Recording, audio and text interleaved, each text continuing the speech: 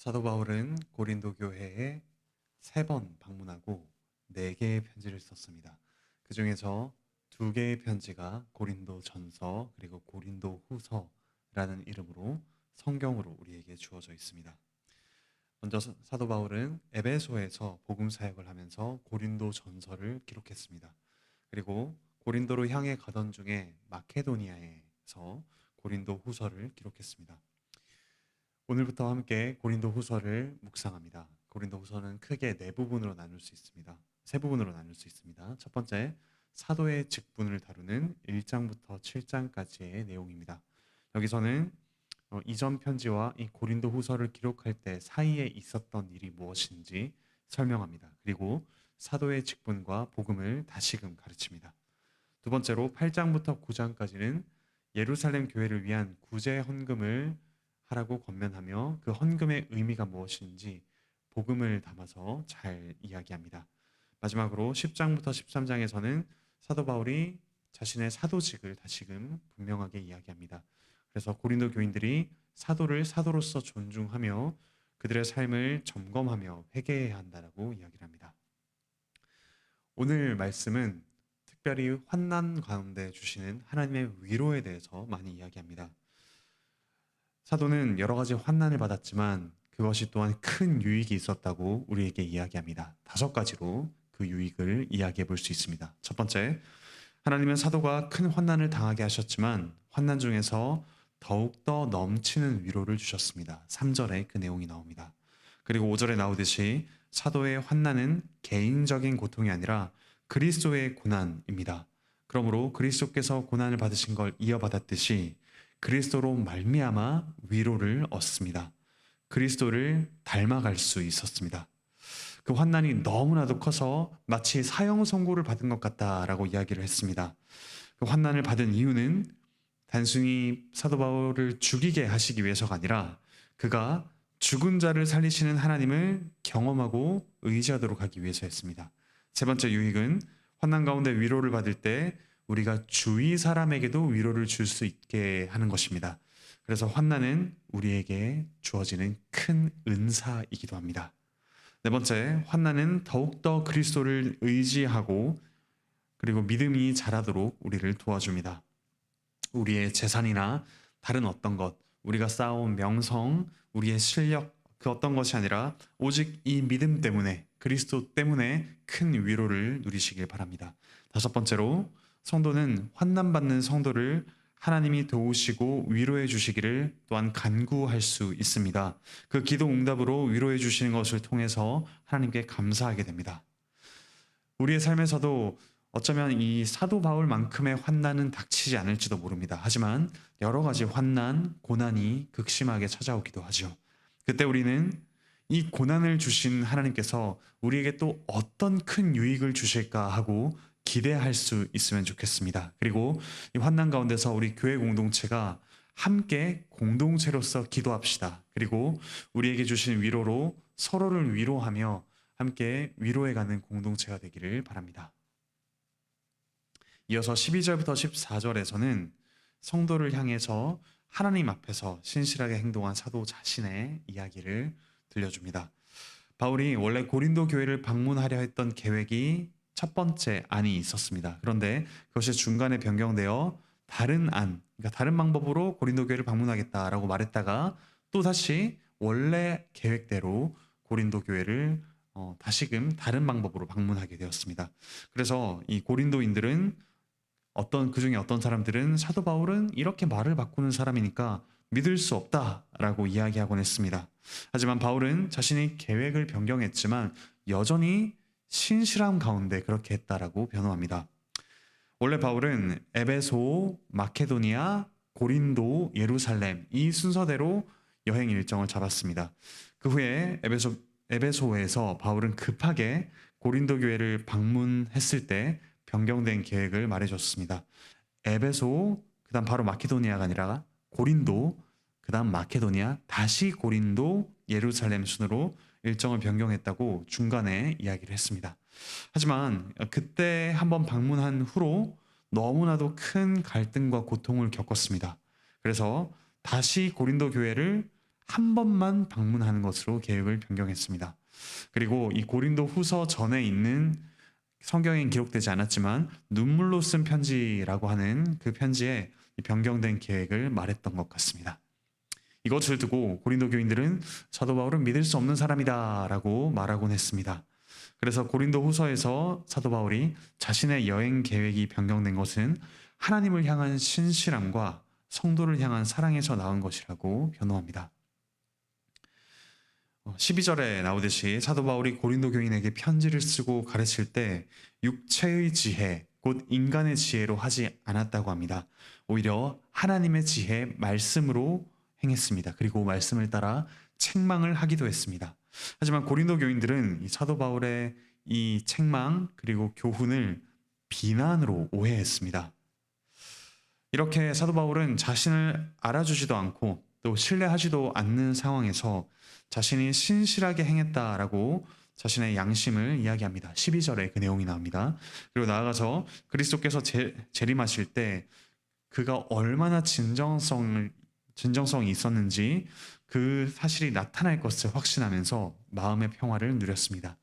14절에 나오는 우리 주 예수의 날, 곧 재림의 날에 모든 감추어진 것이 다 드러날 것을 확신합니다. 그때 이와 같은 오해도 풀리고 성도들과 사도가 서로 진실한 모습으로 알게 될 것입니다. 그리고 하나님 앞에 서로가 서로에게 자랑스러움 또한 감사거리가 될 것이라고 확신합니다. 이 확신에서 사도 바울은 평화를 누렸습니다.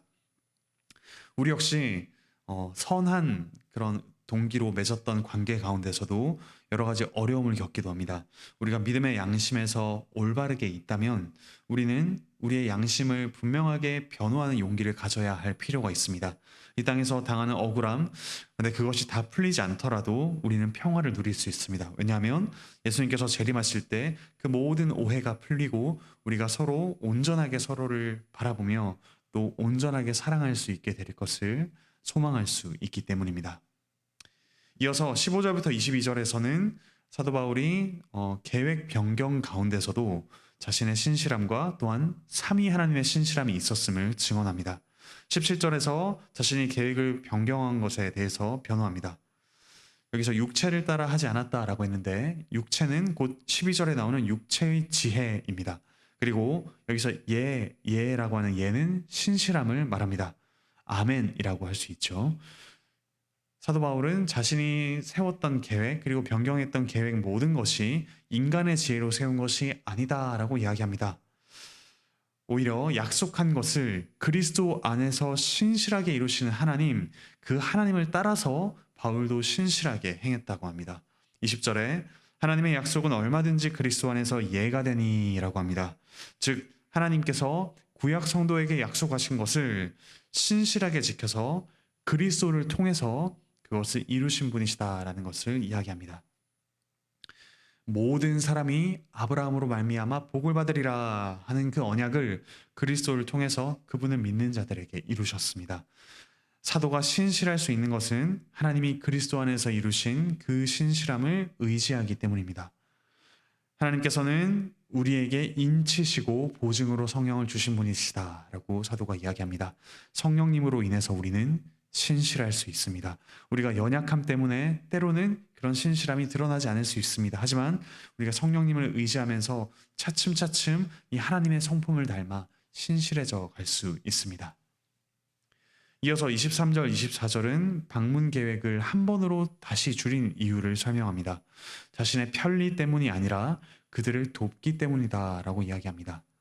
지금까지 사도는 계속해서 반복적인 권면을 했습니다. 방문하기도 하고 편지를 보냈죠. 하지만 고린도 교인들은 변하지 않았습니다. 오히려 사도에 대해서 더 큰 불신을 가졌습니다. 만약에 이런 상황에서 사도 바울이 다시 방문해서 강하게 책망한다면 고린도 교인들은 변화하지 않을 뿐만 아니라 서로의 관계만 더 악화될 수 있었습니다. 혹은 사도 바울이 그들을 강제적으로 협박해서 변화를 일으키려 하는 무리수를 들 수도 있었습니다. 그러면 사도는 성도들의 믿음을 돕는 자가 아니라 그들의 믿음을 주관하는 자, 주인 노릇하는 자가 됩니다. 양심을 주관하시는 분은 오직 주님밖에 없으시죠. 그러므로 사도는 그들이 양심의 평화 가운데서 자발적으로 그의 권면을 따라 믿음을 회복하기를 원했습니다. 사도는 그들의 믿음과 기쁨을 돕는 자가 되기를 원한다고 합니다. 그들이 실제적으로 변화될 수 있는 방법을 찾기 위해 조용히 기회를 기다리며 거리를 두었습니다. 그래서 이 두 번째 방문 계획을 취소했습니다.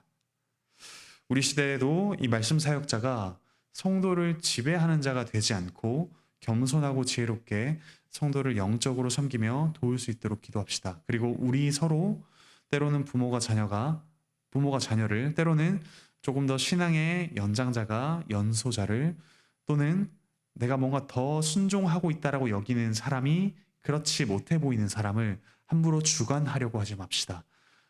이것을 모두 주관하시는 분은 하나님이십니다. 하나님에 대해 신뢰하면서 우리는 거리를 두고 그리고 때를 따라 도울 수 있도록 함께 분별하며 기도함으로 도웁시다. 사랑하는 우리 형제자매 여러분, 이처럼 하나님께서는 우리에게 환난 가운데 위로를 주십니다. 우리에게 환난을 허락하신 분은 우리를 사랑하시는 분이시고, 우리를 사랑하시는 그 사랑을 이루실 수 있을 만큼 전능하신 분이십니다. 그러므로 하나님께서 허락하시는 환난 가운데 어려움이 있다면 하나님께 기도로 아뢰시길 바랍니다. 그리고 서로에게 기도를 요청하고 함께 위로하는 그런 기쁨을 누리시길 바랍니다. 무엇보다 그리스도 안에서 하나님께서 얼마나 큰 환난을 허락하셨는지 봅시다. 그러나 그 환난 가운데 그리스도께서 모든 환난을 우리를 위한 위로로 바꾸셨음을 확인합시다. 십자가는 그리스도께서 당하신 가장 큰 환난이었지만 우리를 구원한 놀라운 능력과 위로이기도 합니다.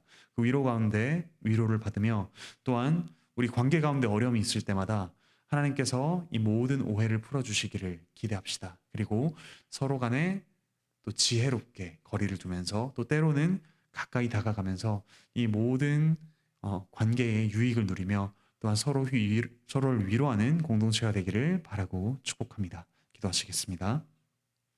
하늘에 계신 우리 아버지 하나님, 참으로 감사드립니다. 저희에게 환난을 허락하신 분은 전능하신, 그리고 저희를 사랑하시는 우리의 하나님 아버지이신 줄 믿습니다. 하나님의 그 사랑과 전능하심을 믿으며 특별히 십자가에서 나타난 하나님이 허락하신 가장 큰 환난과 또한 가장 큰 위로를 저희가 날마다 보며 위로를 얻게 하여 주십시오. 그리고 서로가 서로를 위로하며 또한 지혜롭게 돕는 자가 될 수 있도록 저희를 하나된 교회로 주께서 더욱더 굳건하게 세워 주시옵소서. 몸과 마음의 아픔을 겪는 성도들 주께서 속히 회복시켜 주시옵소서. 직장에서 여러 분투를 하는 이들 주께서 용기와 지혜와 또 사랑을 더하여 주시옵소서. 가족 간의 여러 가지 관계, 자녀와의 관계, 부모님과의 관계, 또 부부 간의 관계, 여러 가지 관계 가운데 갈등을 겪고 있는 이들이 있다면 평화의 주님께서 그 가운데 평화를 더하여 주시고 서로가 서로를 인내하며 또한 돕는 자가 되게 하여 주시옵소서. 유신 목사님의 안식월 중에 있습니다. 좋게 회복시켜 주시고 주님의 몸된 교회가 이 환난을 허락하신 주님의 뜻을 분별하며 신뢰하는 시간 되게 하여 주시옵소서. 감사드리며 예수 그리스도의 이름으로 기도합니다.